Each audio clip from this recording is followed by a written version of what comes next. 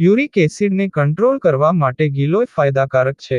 ગિલોયમાં anti inflammatory ગુણ હોય છે જે સાંધાના દુખાવા અને સોજાથી રાહત આપે છે. ખાલી પેટ ગિલોયનો રસ પીવાથી યુરિક એસિડમાં ફાયદો થાય છે.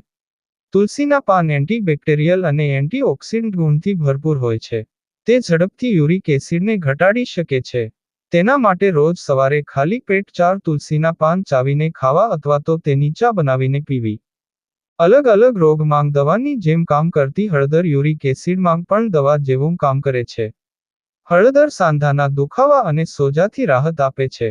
યુરિક એસિડ વધારે રહેતું હોય તો રોજ રાત્રે સૂતા પહેલા ગરમ દૂધમાં હળદર ઉમેરી પીવું. ત્રિફળા 3 ફળનું મિશ્રણ છે.